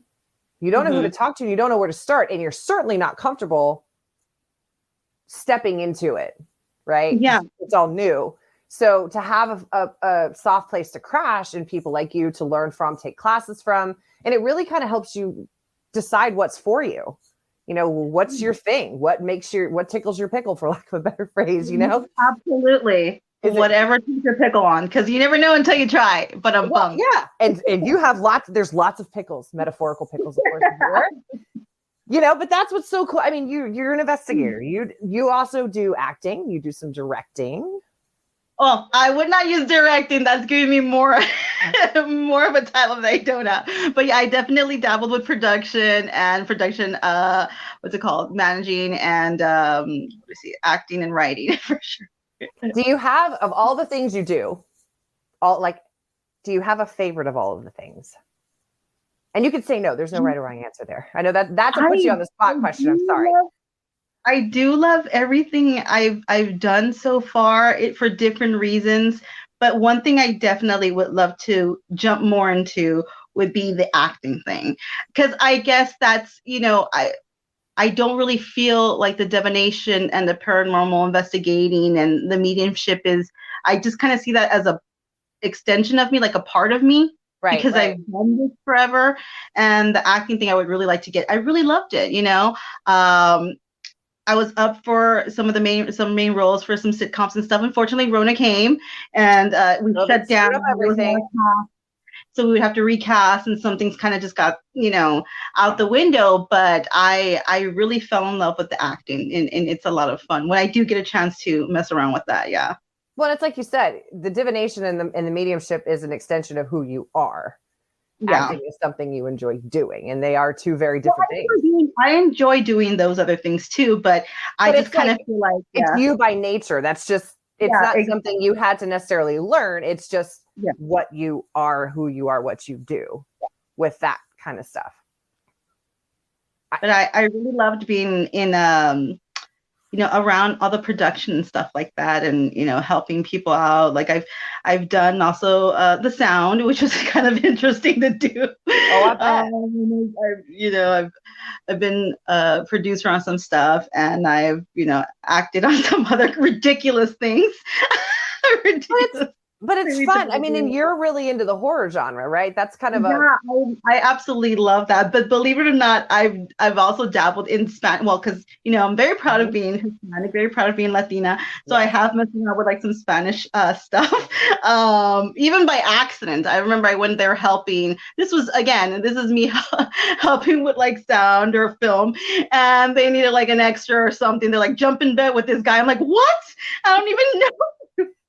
And they're like, they're like, well, you're an actress too, right? So get in there. And it was really funny because then the guy's like, oh, it was like this quick. I got you. I didn't even have to buy you coffee first. I know, not even, Wham, bam, thank you, ma'am, right? Yeah, exactly. I was like, okay, and got a little manhandle, but that's fine. It's part of right? What are you going to do do you have plans?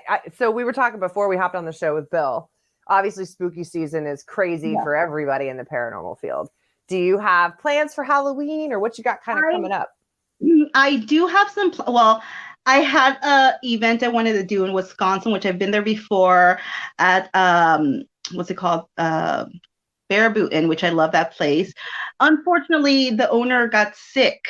He had like a heart attack and stuff. So I don't want to bombard them with that, but that was something that I'd already been there before. Al Capone used to hang out there as well. They're very sweet, very kind, very loving. That was something I was going to do, but I'm going to go to San Antonio and do some paranormal investigating there and just hop around there and then be back home to take the kids trick or treat. Gotta do it. You gotta do it. Now, San Antonio, how far is San Antonio from you? I am at the tip of South Texas. Okay. Like literally one foot is America, the other foot's Mexico. So I am really at the tip. So from here to San Antonio is about like 6 hours or something like that.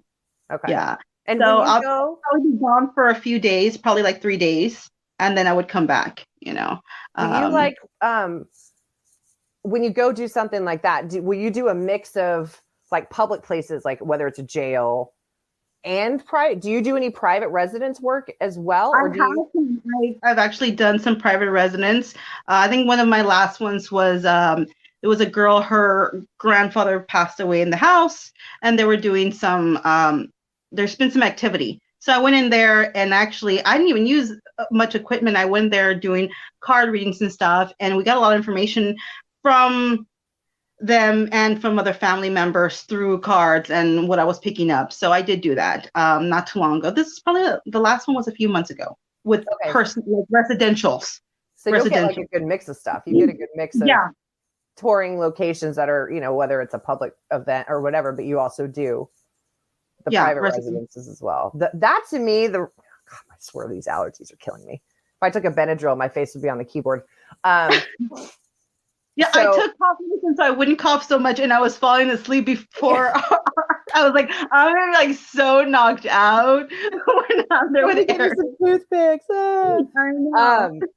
Because I think that's interesting too, because residences, that's a totally different ballgame. Like when you're going to a jail or you're going, like a cemetery or any of these other places that are like public spaces, that's one thing. But you start getting into residences and now you're dealing with people who are scared out of their damn mind. And they were.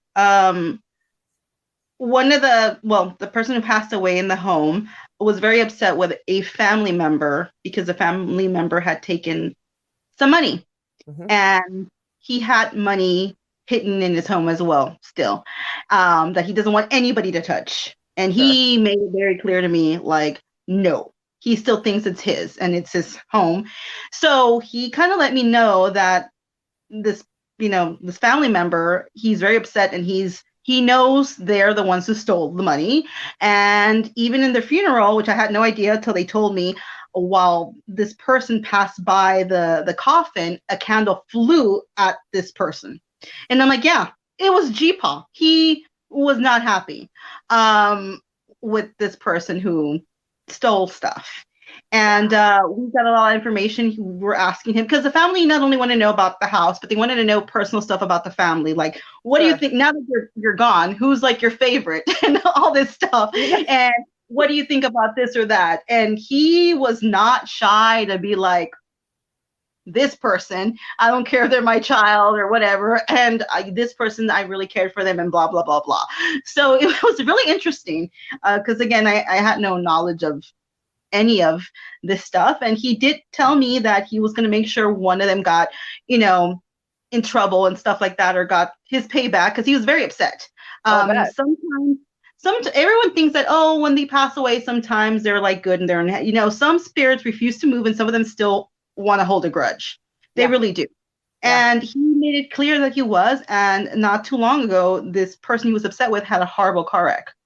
And they called me and they told me this. And I was like, ooh, I'm like, his grandpa's still mad. So, yeah. It gets So when you're at a place, I find residential cases fascinating, and what I find even more fascinating. Sorry, I'm sitting in a very small chair, so I keep adjusting.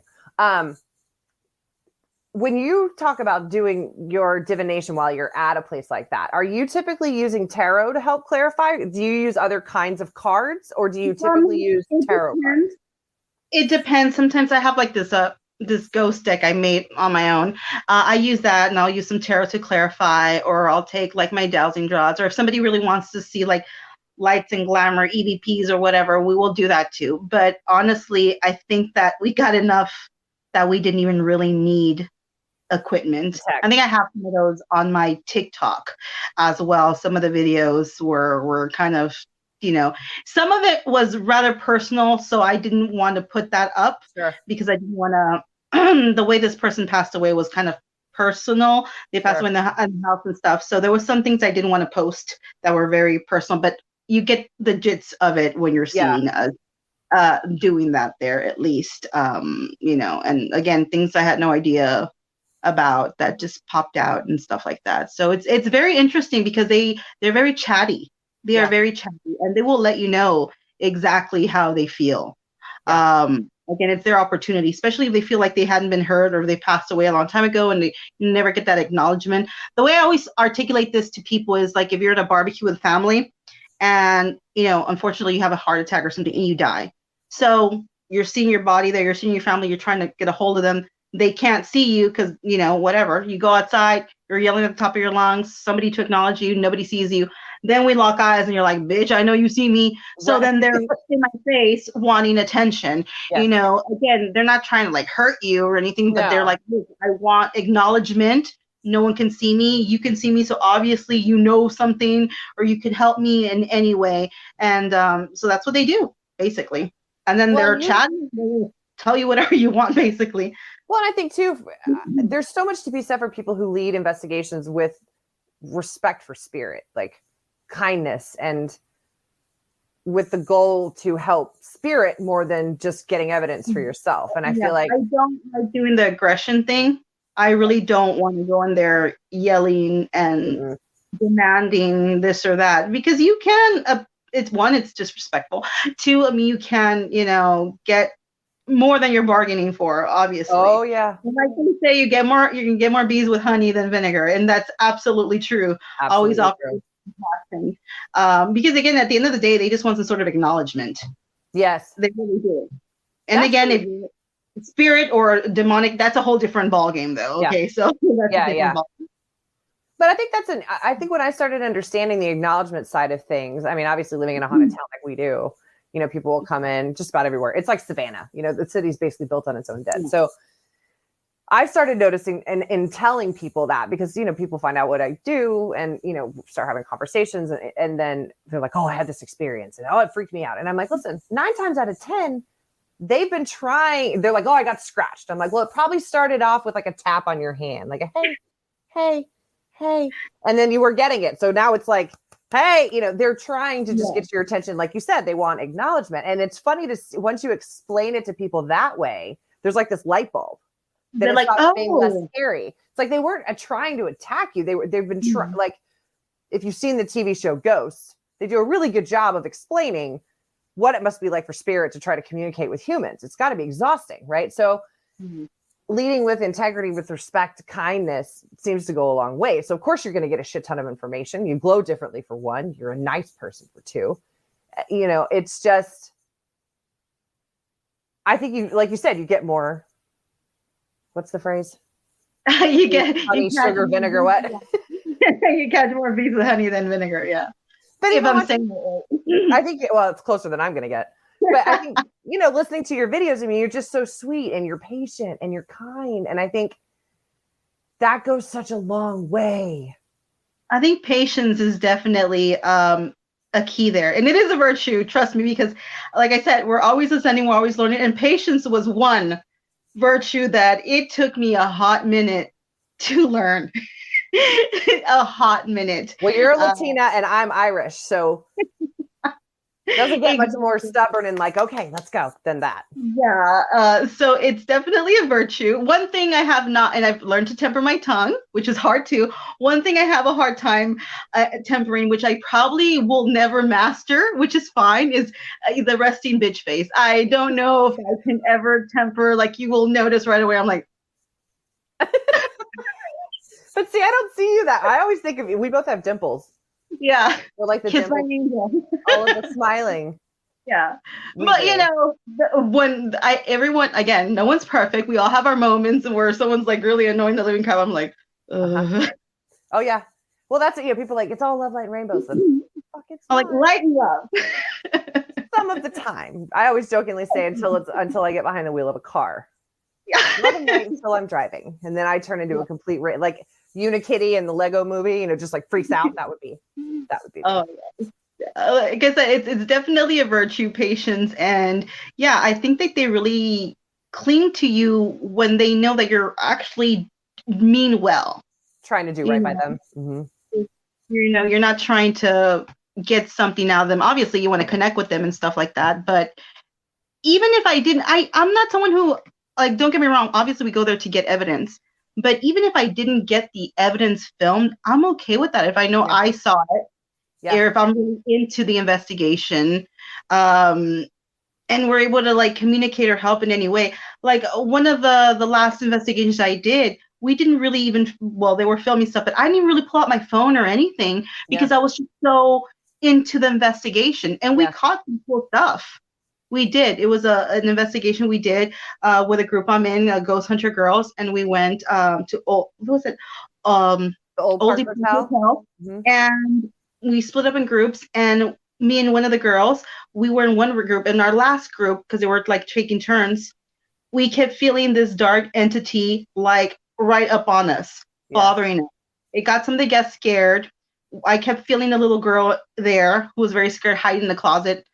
I said her dress. I said there was something with her teeth. And it's so funny because we're not talking to the other groups, the other ladies that are part of the event. So some of the guests said, "Hey, what you said, that's the same thing they said," even though they were in a completely different area and we couldn't talk. So it's just kind of funny you pick up different things. But anyways, my point is, they got scared. Even somebody went and closed the door because they felt like this thing was gonna come at us. We still kept seeing it kind of hovering like back and forth silhouette, even though it's dark. Yeah. And we kept asking the little girl to come out. We put those little cat balls that the only way they light up is if you touch them. We're like, can you please touch them so we know you're here? We know you're in the closet. We already know. She lit them up for us and stuff, you know? And again, Right. we didn't even pull up the phone. We didn't even pull up the phone to be like, oh my God, you know, of course we're going there for the evidence, but it was Sure. not even in my head I want to record this just to get, you know, the evidence. No, I was just so into like, oh my God, this poor little girl, she's hurt. Experience. She was hurt by this person who, you know, did not very nice things to her. And now even in death, he's still trying to, you know, be on her and kind of domineer her. So I was just more focused on trying to help this person, this little girl, you know, and the hell with filming it. I mean, I know we were supposed to, but I just didn't even care, to be honest. Yeah. I just, and our group saw it, so it doesn't matter to me. Our group saw it, they experienced it. I know we were helping. So that to me was more important than filming shit and catching stuff on film to show off to people. Like, look what I caught. Yeah, that's cool, but catch stuff all the time, so I don't care. You know what I mean? Well, we're our own best equipment too, as you know, if people understood the power they had energetically, and since, you know, if they were willing to open themselves up to that, you really are your own best equipment. You are. You know, it's but it's so hard to like trust that sometimes. And so, like you had said earlier, the validation a lot of times with some of the tech, it can be important for people. But I'm like you. There's times, you know, people are like, why didn't you take pictures? I'm like, I forgot. I wasn't thinking about it. You know, because you're just so into the thing. You really are. You know, you're like operating by heart and stuff. You don't. You know, I'm not there to like. Obviously, this is my job. I'm doing my career. I want to do it, but I'm not really there to like recognition. Like, oh my God, because if that were the case, I mean, there's so many times where I did not film stuff just because I didn't even care. I was there because I wanted to be there and do these things.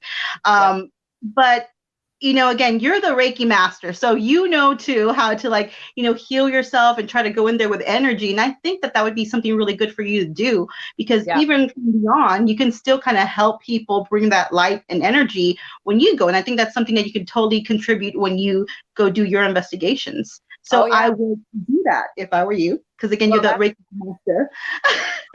Well, I think that's, you know, one of the, because we are going to the farmhouse for Halloween for the event. Yeah, for Andrea, I got my tickets today and post them so you can piss all the haters off. But I think the thing for Andrea too is obviously when you're walking into a place like that, and you've been into some seriously high places yourself, you just walk in and it's like this wall of just energy, you know, and it's hard to describe it to people who don't sense it the same way.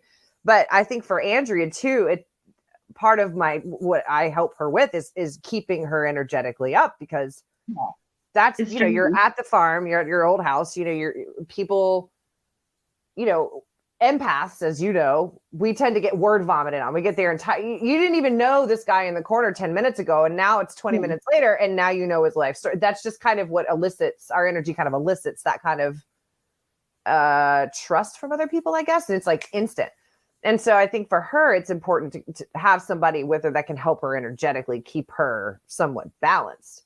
Absolutely. Especially if she's going back to the place where she had, you know, all that stuff. They remember, trust me.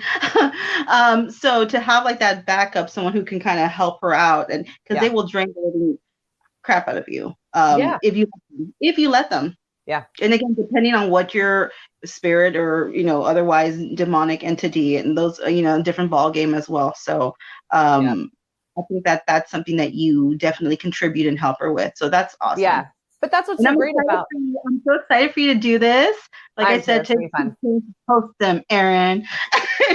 As Johnny would say too, right? Yeah, I think that's what's so magical about the paranormal. The godfather of the paranormal. Godfather of the paranormal. Such good advice that man has. But I think too, that's what's, you know, you get a bunch of sensitives together, and each one brings something different to the table to contribute to whatever the goal is, of whether it's, you know, like an event like we just did together, or if it's an investigation, or, whatever it is. We were all wired to do something cool. It's just a matter of figuring it out. And then, like you said, being around the right people to help you, step out into it and then embrace it and then be proud of being part of that community. Because I think that could be hard with this stuff. It definitely is. And like I told you, to me, honestly, being around the right people is more fulfilling to me, and I have a amazing time. Versus I could go somewhere I really wanted to go, and if I'm around people who maybe I don't like their energy, or I kind of feel like they're mean people or something, I will have a miserable time.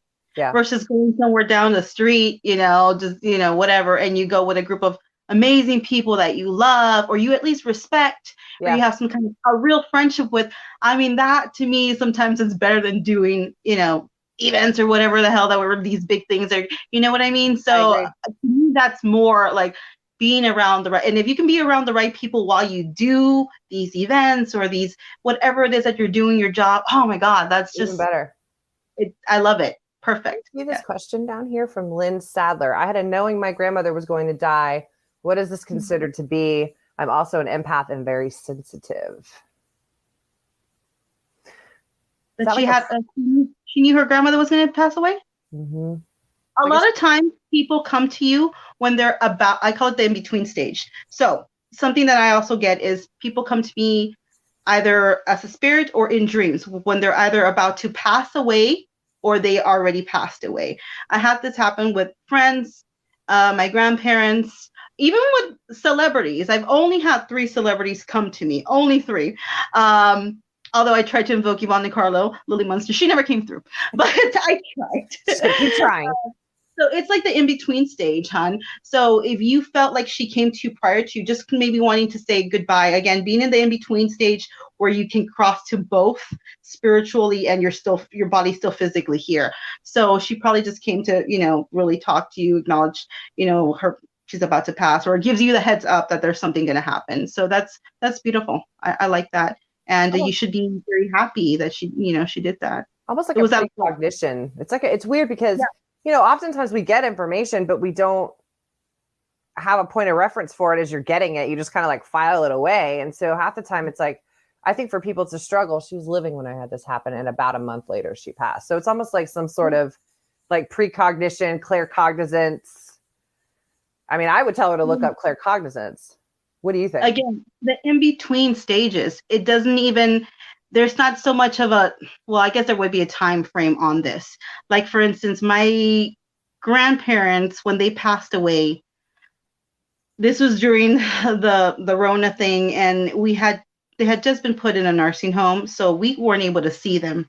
And I felt terrible because I didn't, they're older, they didn't know, I didn't want them to think we abandoned them. Mm-hmm. So they were there for a few months, and I kept getting my grandma coming through, and it was just really sad, but I knew she was going to pass. And just like her, it was probably like a month and a half that she had been coming a lot. And, it happened. And as far as like with a celebrity this is amazing for me because one of my personal idols is Walter Mercado, who is like the Liberace of the Latino community for spirituality, who I love very much. And I call him my fairy godfather. He's amazing. I drowned him 2 weeks prior to his passing. And he never spoke to me, and he was dressed in gold. And it was really, okay. I wrote this on my Facebook, and my other friends picking on me were making fun of me, joking about him. Like, I think he's going to pass. I feel, so I was like, fine, you guys. I just deleted it. And then 2 weeks later, he did pass. But in the dream, he came to me all dressed in gold. I was with my mother, and they were like on a hill, and he had like a group of people. And it wasn't fans because they weren't like fanning over him. They were like with him. Like, I don't know who they are. They were just a group of people. He was dressed in this beautiful gown. I running up the hill, and I'm trying to take a picture with him. My phone's not working, so my mom's at the bottom, like, take a picture with his mom, and she's having a hard time with her phone, so I'm trying not to be rude, but I'm like, Mom, hurry up, before he's into my mom. Yeah, and it's just, I'm kind of like doing this thing face to my mom, like, oh, she's like struggling with her phone, and then he looks at me. He doesn't speak a word. He puts his hand on my shoulder. By the way, he had the most beautiful face. He was like 80 something at the time, no wrinkles. It was like this glowing, beautiful skin. He was just like, I was just so enamored of how a beautiful man he was, you know, inside and out. The ultimate Pisces, his Pisces goddess. And he just kind of looked at me and he just kind of did like, don't worry, I'm gonna wait for her to take the picture. And we did. And I felt like he was handing something down to me. Yeah. I just feel it felt very like I'm gifting you with something. Yeah. And it was a very special moment to me because I grew up watching him and then the things I do. And then even more special because me and my grandparents would watch him together. Yeah. You know, and they were very like, you know, you better shut up in Spanish. Walter's on, and they'll throw chanclas at you and like, cállate, Walter's coming on, don't talk. You didn't talk about the horoscope. So it's even more special to me, I guess. So, and then I drowned him when he passed, and then much later, I think maybe a year or two, I drowned him again, but this time he was in purple, and we were in his house. And I was trying to find stuff, and he kept saying no to me. He actually did speak to me this time. Like, that's not it. This is not it. Then I gave him something. I can't remember what it is. And he spoke to me. He's like, in Spanish, he's like, yes, this is it. Whatever that was. So that was just kind of like, it blew my mind again, twice. Yeah. Another famous person I had was Bela Lugosi. Mm-hmm. And also had this Mexican singer called Jenny Rivera. And it was, again, just out of nowhere. Because I wasn't trying to summon these people. And those are the only three I've ever had. Everyone else has been just, you know, family, regular people, spirits. But it was just very, I kind of want to say I was shocked about it because I was not expecting it at all. Sure. I really wasn't. Those are the best, too, the ones that you're not expecting, I feel like. And I had, like, friends who've passed away, and this is even younger. I had no idea. My friend had come over one day and she was looking through the yearbook with me and she goes, oh, and I said, oh, that's my friend so-and-so. And then she goes, oh, the one who hanged herself. And I thought she was joking as we're teenagers saying stupid things. I'm like, sure, whatever. And she's like, I'm like, whatever. And she says, no, she really did. And I hadn't seen her in like a year. She was a dear friend of mine, but I hadn't seen her. And it really, like, I was like, oh my God, I felt so saddened by it. Yeah. And it lingered with me for a few weeks. Yeah. And then she came to me in my dream. And I was like, oh my God, I can't believe that you passed. Like, oh my God, I'm talking to her in the dream. And she's like, yes. And then I saw her naked, and I also interpret dreams. That's like she was feeling very vulnerable at the time. Yeah. This happened to her, or, you know, whatever happened. Then this man comes and he gets her. He's like, we have to go. And I rip her. I'm like, no, you're not going. Mm-hmm. We're talking. We need to like talk about things. And I'm like, please don't go. And she looks at him and tells him something. And then she gets my hand. She's like, okay. So we talk a little bit, whatever. Then this man comes back and gets her. And again, me being stubborn, I'm like, oh, hell no. Like, no, don't leave. You don't. Then she gets me again and she looks me directly in the eye and she's like, Sarah, I really have to go this time. I really have. And I just understood. Yeah. I understood. It was really sad. And I just kind of let go and I was like, okay, yeah, bye. But I needed that. You see, she had already passed. Right. So. But you needed the closure. Yeah, so I needed it. So she came to visit me. So again, sometimes they will come to you prior to their passing. Yep. Sometimes they will come. I get them right after. Like as soon as it happens, they come to me. I get them there. I think, did he just message? We only have 5 minutes already. Can you believe that went that fast? Yeah, that's crazy. God. Well, I know we could just keep going all night. You and I, we could talk for hours on it. Right. We do that anyway. Right now. I know. I'm so glad you got to come hang on with us this time. Me too. I know it was a lot of fun. Thank you so much for having me. Please tell Andrea I said hello and thank you for having me on. Well, and it's just fun. I love sharing your magic with everybody. I think it's, that's what's so important is that we stick up for each other, that we support each other, what we're doing. And highlight the people we love in our lives. It's important. Yeah, definitely. Life's too damn short for anything else. And we have to plan a trip together. Yes, we do. We got to go ghost hunting. Maybe we'll do something in Atlanta. Or I need to come to Texas. My sister's in Texas. Oh, where in Texas is she at? She's northwest of Austin. She's in Lago Vista. I'm still further down than that, but I can make it happen. But it's I closer. can make it happen. It's closer than Florida. Definitely. I just Maybe gotta we get can be in San Antonio. Those are my evil fingers. 2 hours away or something like that. Well, and like I said, That's I will amazing.